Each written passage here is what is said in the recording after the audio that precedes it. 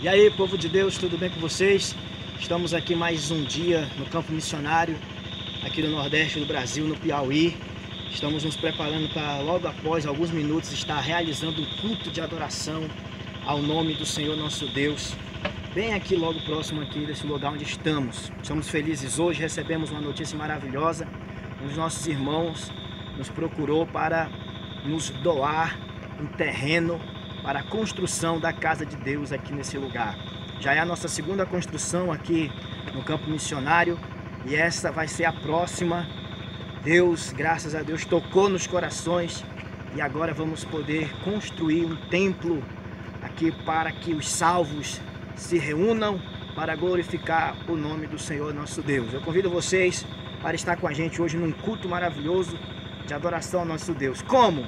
Você vai ver aí daqui a pouco nossa irmã Branca, conhecida aqui como Branca, louvando ao Senhor com um corinho. Vou colocar outros louvores de outros irmãos aqui do interior e logo em seguida vamos trazer uma palavra. Você vai adorar a Deus junto conosco aqui nas missões do Nordeste do Brasil. Continue orando por nós, precisamos das vossas orações, contamos com vocês. O reino de Deus vai se espalhar pela terra inteira e você vai fazer parte dessa história.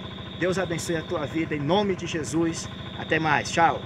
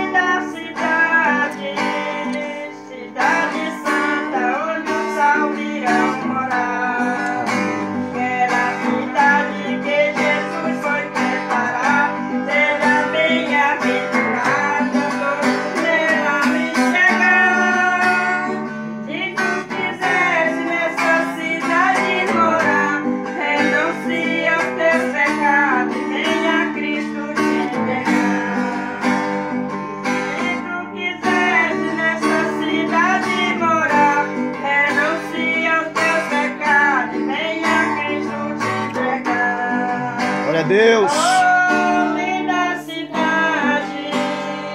cidade santa que Jesus foi preparar.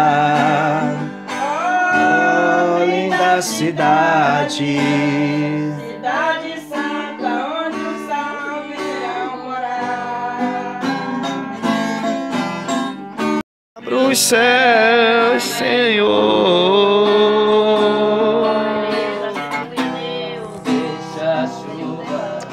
Aleluia! Aleluia, Deus! Glória a Deus! A terra seca está aqui. Santo, a terra seca, glória a Deus!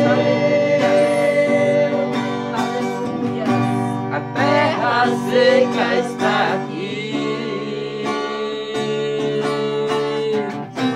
A terra seca sou eu.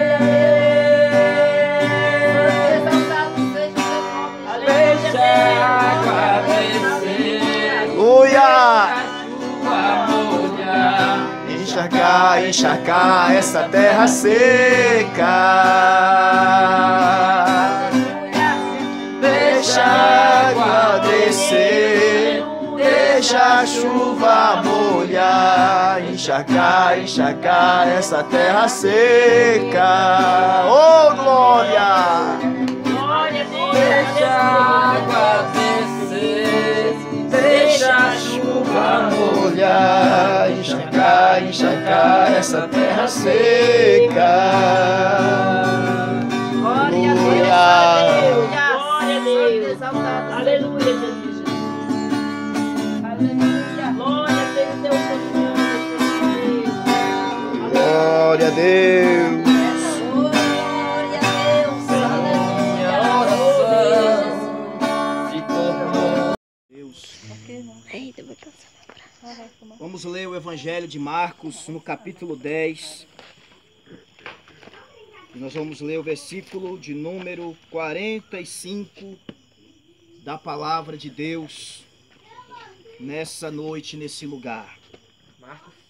Capítulo 10 de Marcos e o versículo 45 da palavra do bom Deus nessa noite, nessa oportunidade deste culto que Deus tem nos proporcionado estar aqui para ouvir a sua palavra. Vamos esperar os irmãos acharem. Marcos capítulo 10, versículos 45.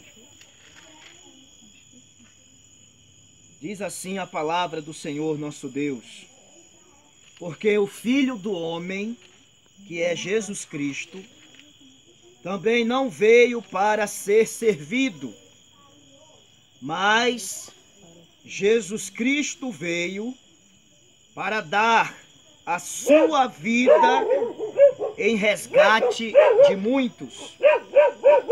Mais uma vez, porque o Filho do Homem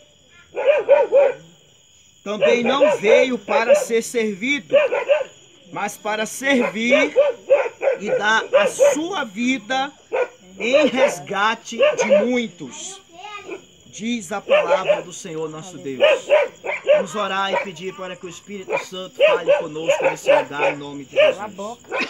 Senhor nosso Deus e nosso Pai, nesse momento queremos te agradecer pela tua palavra aberta nesse lugar. Fala aos nossos corações, poderoso Deus.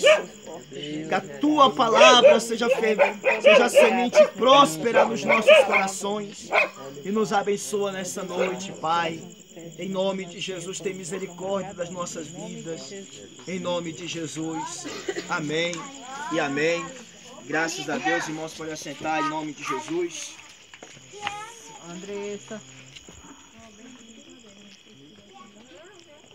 Bendito é o nome do Senhor para sempre. Os irmãos podeis assentar. Podeis assentar, obrigado. Deus abençoe a vida de cada um dos irmãos, em nome do Senhor Jesus.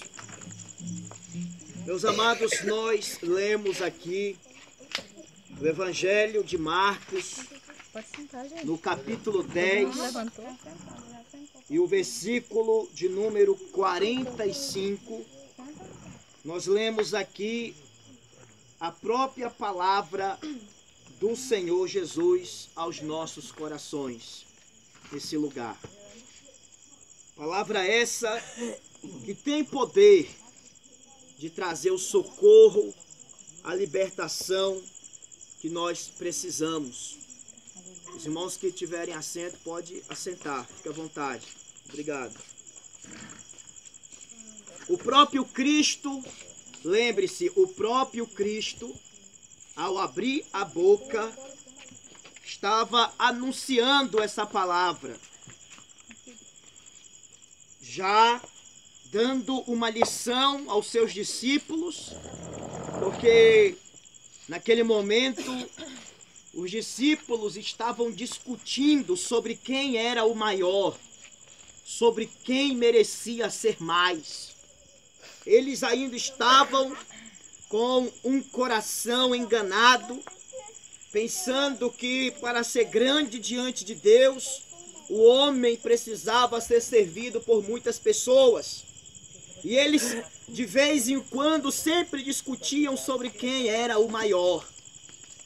Mas naquele momento, Cristo, sabendo a intenção de cada um, o coração de cada um, ele traz uma lição para aqueles discípulos e ele começa a dizer que ele mesmo, sendo Deus, sendo o Rei da Glória, o Todo-Poderoso, ele mesmo não veio para ser servido, mas o Senhor Jesus Cristo veio para servir, para prestar um serviço. Ele ensinando aos discípulos que a verdadeira grandeza de um homem, de uma mulher, a verdadeira grandeza de um homem, de uma mulher, não é ser servido, mas é servir com seus talentos, com seus dons, com as suas habilidades, o maior número possível de pessoas. Então Jesus deixa bem claro para aqueles discípulos que o maior dentre eles seria aquele que mais servisse, seria aquele que fosse mais humilde, o mais mandado de todos. Esse seria o maior, porque tem um coração humilde diante de Deus e não tem problema nenhum em ser mandado e em obedecer a palavra do Senhor nosso Deus. Mas a parte deste texto que eu quero meditar com os irmãos nessa noite é a parte B do versículo, que diz que o Filho do Homem, que é Jesus Cristo, não veio só para servir as pessoas, mas ele veio para dar a sua vida em resgate de muitos. Nós precisamos prestar atenção nessa palavra para que a gente possa entender o que o texto sagrado quer nos dizer. Veja o que o próprio Cristo nos diz. Ele diz assim: eu vim servir, mas eu não vim só servir. Eu vim, o próprio Jesus falando, eu vim dar a minha vida em resgate de muitos. Eu vim entregar a minha vida para resgatar a muitos. Essa palavra resgate, ela é um pouco desconhecida por cada um de nós. É muito difícil alguém usar a palavra resgate nos nossos dias.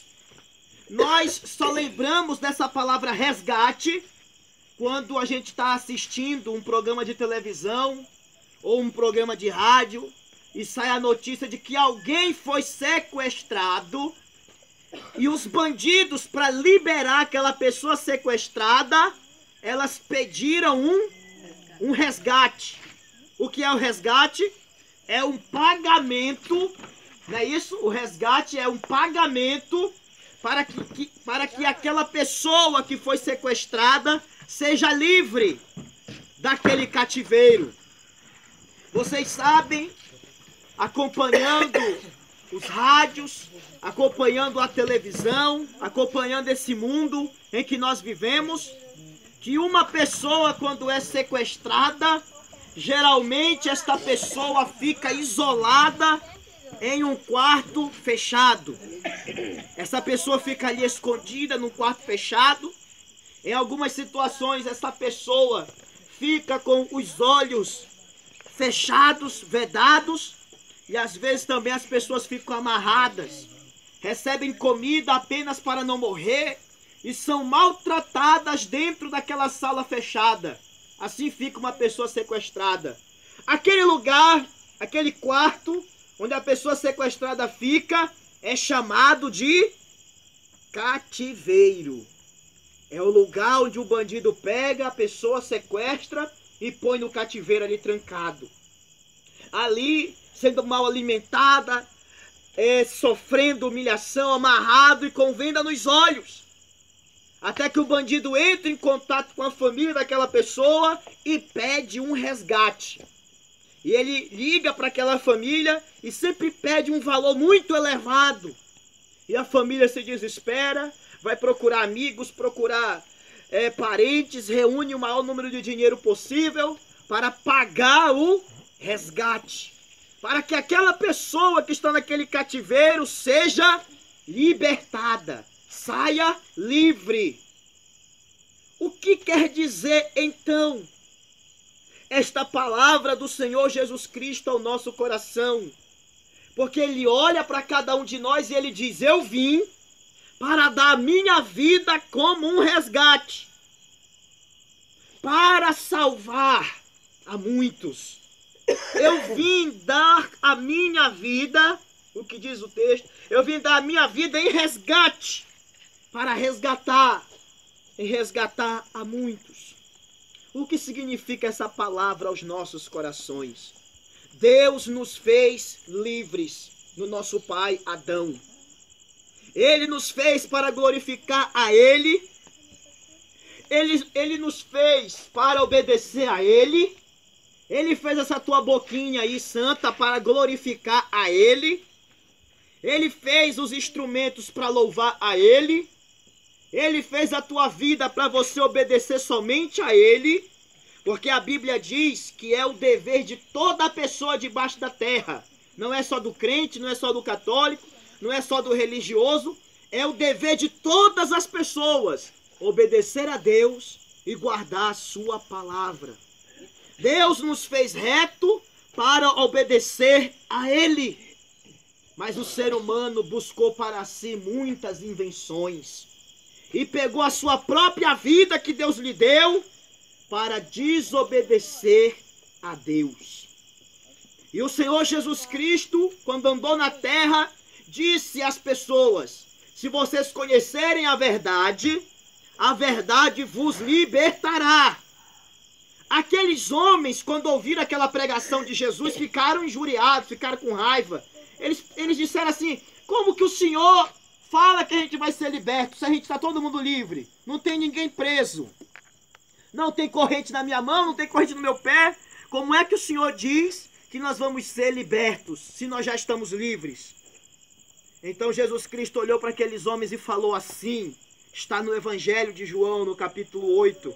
Jesus Cristo disse assim: o que comete pecado é escravo do pecado, está prisioneiro pelo pecado, está dominado pelo pecado.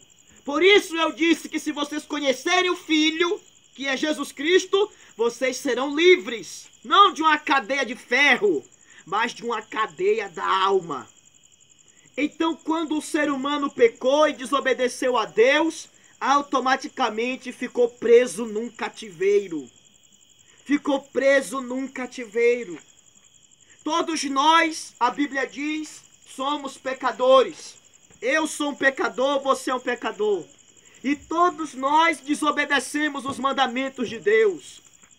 Assim como uma pessoa aqui na terra desobedece uma lei, o que acontece com ela? Ela é presa. Quando a justiça entra em ação, ela é presa. Perde a liberdade. Assim também o ser humano, ao desobedecer a Deus, ficou preso. Ficou como dentro de um cativeiro. Assim é a vida do ser humano, como dentro de um cativeiro. Como dentro de uma cadeia, prisioneiro dos seus pecados, das suas paixões, das suas intenções, dos seus desejos. Tudo aquilo que está no mundo lhe vence, porque ele é escravo. E ali ele está em cativeiro. Dentro daquele cativeiro, assim como o bandido lá da nossa história, fica lá dizendo para aquela pessoa: você vai morrer, você não vai sair daqui, você vai morrer, eu vou te matar. Assim também dentro desse cativeiro de pecado, Satanás e os nossos próprios coração fica dizendo: você não vai sair dessa, você vai morrer assim, você é desse jeito mesmo, não tem mais jeito para você. Não adianta nem você procurar solução, você vai morrer aqui, nesse cativeiro. Aí um homem que está morto na bebida, está escravo das bebidas e do pecado, o inimigo olha para ele e a sociedade olha e diz: ele vai morrer desse jeito, não tem mais jeito para ele. Vê uma pessoa desacreditada da sua própria família, está humilhada pelos seus próprios parentela, e ali tudo se levanta dentro daquele cativeiro para dizer: você não vai sair daqui, você vai ficar aqui. Por que é que muitas pessoas tiram a sua própria vida? É porque dentro daquele cativeiro de pecado, eles não conseguem mais viver. Eles não acreditam que o amanhã pode ser melhor. Eles não acreditam que Deus vai abrir a porta daquele cativeiro. Eles nunca creem que as coisas vão melhorar. Então tiram a própria vida. É por causa do cativeiro. Eu quero que vocês entendam nessa noite que se temos pecado, estamos no cativeiro, em desobediência à palavra do Senhor nosso Deus. Só que no nosso caso as coisas são piores. Nós estamos num cativeiro esperando a morte, esperando a hora da condenação. Porque a Bíblia Sagrada diz que o salário do pecado é a morte. O salário do pecado é a morte. Assim como você trabalha para receber um salário, assim também o pecado traz a paga daquele que trabalha em prol dele. Nada fica sem consequência e sem retorno. Uma hora a casa cai, uma hora a máscara cai, e a consequência do pecado vem sobre a vida do ser humano. E ali estamos nós naquele cativeiro esperando a morte. Pense comigo, nós como esses passarinhos presos em gaiola. Imagine um menino daqueles bem espertinho aqui, ó, daqueles que gostam de brincar com os passarinhos, fazer os passarinhos sofrer. Imagina ele com a gaiola lá, ó, para um lado e para o outro, vendendo passarinho, até quebrando o passarinho, e mata e prende outro. Imagine a gente como aqueles passarinhos presos. O que é que um passarinho pode fazer para ser livre de uma gaiola? Nada. O que é que uma pessoa sequestrada pode fazer para sair daquele cativeiro? A pessoa não pode fazer nada. É necessário um preço, porque o pecado é terrível. E Deus é um Deus santo, perfeito e é justo. E o pecado deve ser castigado por ele, porque ele é santo. Então o que nós merecemos diante desse Deus santo é a justa condenação por desobedecer a palavra de Deus em todos os sentidos. Mas eu quero que hoje vocês se alegrem, que vocês fiquem muito felizes e que eu também me alegre, porque há uma esperança para aqueles que estão no cativeiro do pecado. Lembre-se que lá no cativeiro a pessoa está com os olhos fechados. É assim que andam muitos de vós, cegos, sem entender a vontade de Deus para a tua vida. Lembre-se que lá no cativeiro as pessoas estão amarradas. É assim que estão alguns de vós, sem saber o que fazer, sem saber para onde ir, sem saber que decisão tomar para a tua vida. Às vezes você viaja até para aliviar mais a mente, mas depois volta de novo para a tribulação e não sabe o que fazer, porque as mãos estão amarradas, os pés estão amarrados. Dentro do cativeiro a pessoa está com medo, a pessoa está com depressão, a pessoa está triste, com medo de a qualquer momento morrer. Mas por favor, amigos, irmãs que estão aqui, se alegrem comigo nessa noite, porque eu li aqui uma palavra maravilhosa. Veja o que a palavra de Deus diz: o amor de Deus foi tão grande por cada um de nós. O amor de Deus foi tão maravilhoso. Dentro de um oceano não cabe o amor de Deus. O amor de Deus é mais alto do que o céu, é mais profundo do que o oceano. O amor de Deus é maior do que o amor de mãe, do que o amor de pai. O amor de Deus tem poder de cobrir uma multidão de pecados daqueles que se aproximam dele, daqueles que se arrependem e se entreguem a ele. Contemple agora o amor de Deus. Contemple agora o amor de Deus.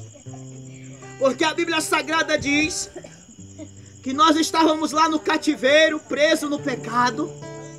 Imagine Deus, o Pai. Você é o filho que foi sequestrado, está agora no pecado.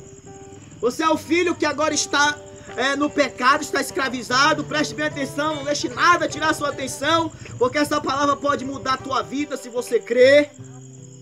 Imagine lá nós sequestrados, filhos de Deus. E imagina aí a santidade de Deus, que é um preço, porque é necessário pagar pelo que se faz. E a justiça de Deus requer a morte, requer o sacrifício, a condenação. Mas imagina o próprio Cristo se manifestar, o próprio Cristo aparecer, olhar para dentro do nosso cativeiro e dizer: eu vou dar a minha vida, eu vou pagar pelo resgate. Veja a palavra que a gente leu, veja o texto, diz: Jesus Cristo veio dar a sua vida em resgate. Imagina o próprio Cristo, porque Jesus Cristo não tinha pecado e não tem pecado. A morte não podia tocar no Filho de Deus. Mas ele disse assim: ninguém tira a minha vida, eu dou a minha vida.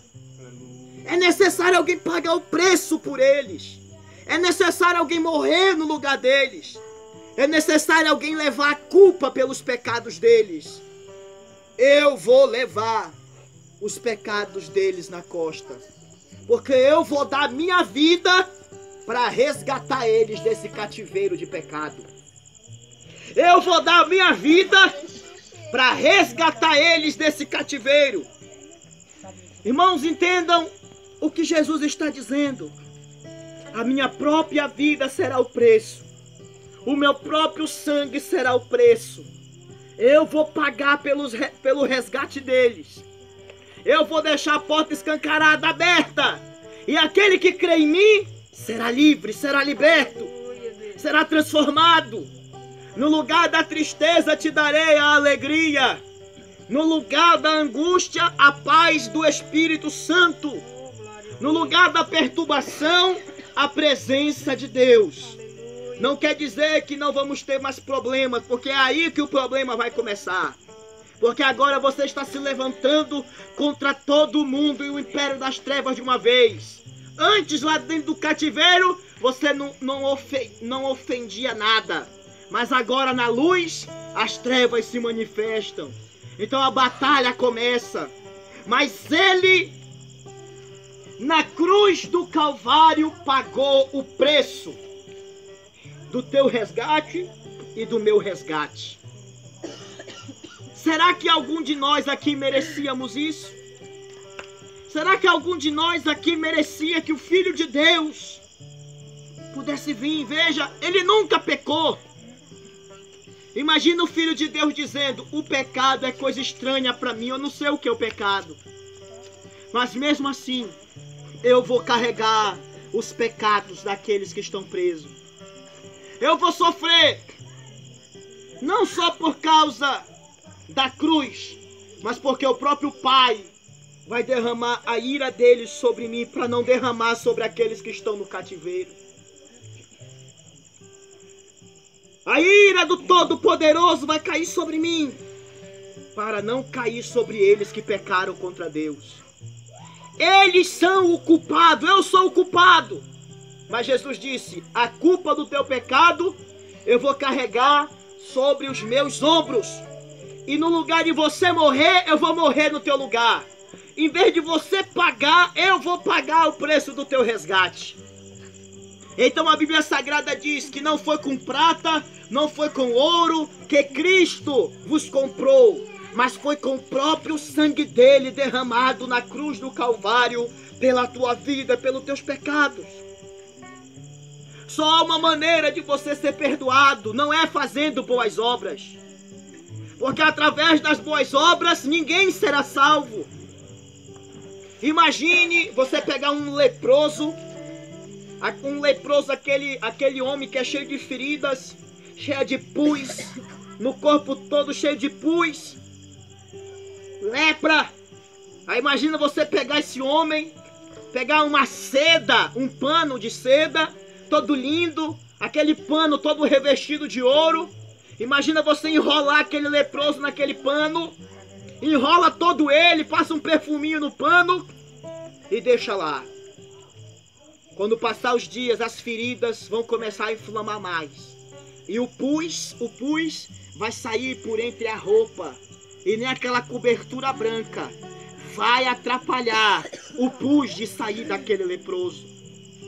Assim é o pecado do ser humano. Ele pode querer se cobrir com boas obras. Ele pode querer se cobrir com a religião. Mas o pus está lá e a Bíblia diz que toda a cabeça está enferma, que todo o coração está doente, cheio de feridas que não foram amolecidas por causa do pecado. Mas veja que maravilhosa notícia eu trago para vocês nessa noite. Se vocês vierem a Cristo, Ele vai te purificar de todo pecado. Ele vai te perdoar. Ele vai te libertar do cativeiro. Você vai sair dessa prisão livre, liberto para a glória de Deus. Você vai sair livre. Você vai sair liberto. É por isso que a palavra de Deus diz: se tu conheceres a verdade te libertará. Se você conhecer Jesus Cristo, verdadeiramente você será livre. Verdadeiramente você será livre. Por isso nessa noite, Nós anunciamos a vocês o evangelho da glória de Deus. O evangelho é esse, que você e eu está separado de Deus por causa dos pecados. Mas veja que maravilhosa notícia. O Filho de Deus deixou a glória do seu Pai e veio pagar um preço de resgate em prol da tua vida e da minha vida. Veja, o preço já foi pago. Você não vai ser perdoado. Você já foi perdoado. Você já foi perdoado. Você pode ser livre da culpa, livre da angústia, livre daquilo que não agrada a Deus, porque o preço já foi pago. Nem Satanás mais pode te tocar, porque a Bíblia diz que aquele que é de Deus, o maligno não lhe toca. Aleluia. O maligno não chega perto, porque na tua vida tem uma marca, a marca do sangue de Jesus. Não é que você seja perfeito, não é que o crente seja perfeito. Nós somos os principais dos pecadores. Mas a partir do momento que você se entrega a Cristo, todo dia Ele vai trabalhando na tua vida. Todo dia Ele vai fazendo algo novo no teu coração. Todo dia Ele vai te aperfeiçoando. Todo dia Ele vai te mudando. Continuamos passando lutas e dificuldades, é verdade. Continuamos lutando contra o pecado, é verdade. Mas há uma diferença. Nós acreditamos de todo o nosso coração que Ele pagou o preço para me libertar. Eu não preciso mais ser escravo dos vícios. Eu não preciso mais ser escravo dos desejos. Eu não preciso mais ser escravo do pecado. Ele me libertou na cruz. Eu sou livre. Eu sou livre.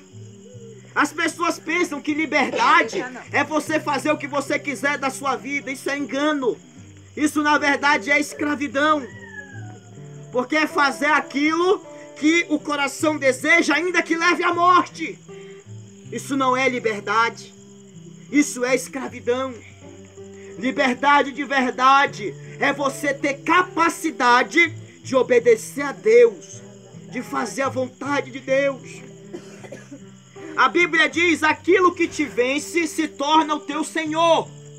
Tudo que te vence se torna o teu Senhor. Se o pecado te vence, então ele é o teu Senhor. Ele é aquele que manda em você. Se a bebida te vence, você é escravo dela. Se o fumo, os vícios te vencem, você é escravo daquilo. Mas no dia que você se entrega a Cristo, Ele te liberta. Ele te transforma. Ele muda a tua vida e o teu coração. Ele te dá uma expectativa de vida. Quem disse que você precisa ser desse jeito? Andando de um lado para o outro como uma pessoa perdida, arriscando a tua felicidade. Quem disse que você precisa ser desse jeito, dependendo das migalhas desse mundo? Você sabia que na Bíblia Sagrada conta a história de um jovem que ele tinha tudo na casa do pai dele, mas aí ele saiu da casa do pai com um pedaço da herança, e ele gastou a herança dele em vários prazeres, com prostitutas, com festas, e quando ele tinha dinheiro, todos os amigos dele estavam lá em cima dele. Mas foi só o dinheiro dele acabar, todo mundo sumiu da vida dele. Porque os verdadeiros amigos não se manifestam quando você tem muito dinheiro. Os verdadeiros amigos se manifestam quando você está passando na maior luta da tua vida. É aí que está a verdadeira amizade. Aquele jovem, a Bíblia diz que ele gastou tudo. E sabe o que aconteceu? Ele foi trabalhar no meio dos porcos. E a Bíblia diz que um dia ele estava com tanta fome que ele desejou comer a comida dos porcos. Ele olhou para aquela comida, aquelas bolotas, e ele ficou com vontade. Ali no meio daquela lama, sabe o que veio na cabeça dele? Ele disse assim: o que é que eu estou fazendo aqui nessa lama? Na casa do meu pai tem tudo. Na casa do meu pai até os trabalhadores do meu pai estão comendo melhor do que eu. O que eu estou fazendo aqui? Eu vou me levantar dessa lama. Eu vou ter com meu pai. Eu vou dizer para ele: pai, eu pequei contra o céu, eu pequei contra ti. Eu não sou digno nem de ser chamado teu filho, me perdoa. E mesmo que meu pai me faça um trabalhador dele, eu vou ficar feliz. Mas aquele jovem não sabia o tamanho do amor do pai. A Bíblia diz que todo sujo de lama, com as bocas meladas de bolota de comida de porcos, ele subiu em direção à casa do seu pai.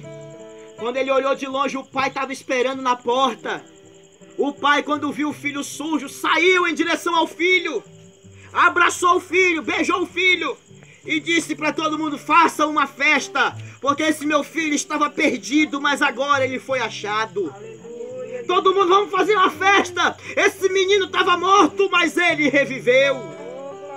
E a Bíblia diz que eles fizeram uma grande festa, deram um banho no menino, fizeram a barba dele, colocaram um anel novo no dedo, que significava a herança de volta, calçaram ele, vestiram ele e fizeram uma grande festa.